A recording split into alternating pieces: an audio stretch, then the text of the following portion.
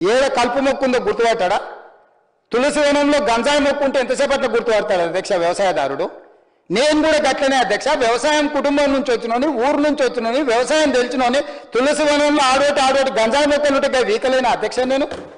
ఆ గంజాయి మొక్కలు పీక్తా అనే భయానికే ఎదురుగొచ్చి నిలబడడానికి భయపడుతున్నారు అధ్యక్ష. పదే నీకు ఇంగ్లీష్ రాదంటారు. చైనా వానికి ఏం భాష వచ్చు అధ్యక్ష? జర్మన్ వాళ్ళకి ఏం భాష వచ్చు అధ్యక్ష? జపాన్ వాళ్ళకి ఏం భాష వచ్చు అధ్యక్ష? ఎవరికైనా ఇంగ్లీష్ వచ్చా?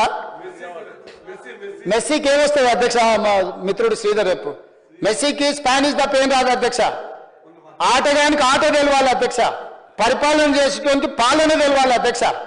భాష అనేది మాట్లాడుకోవడానికి పనికొచ్చేది అధ్యక్ష, భాష జ్ఞానం కాదు, భాష విజ్ఞానం కాదు. అమెరికాలో బిచ్చమెత్తుకునేటువంటి బాత్రూమ్లు కడేటోని కూడా ఇంగ్లీష్ వస్తుంది. ఆడ పుట్టినోడు, పెరిగినోడు, సచ్చినోడు అందరూ ఇంగ్లీషే మాట్లాడతారు. ఆడ వేరే భాషనే రాదు. వాళ్ళు తెలుగు మాట్లాడమని చూస్తా అమెరికా వాడిని తీసుకొచ్చి.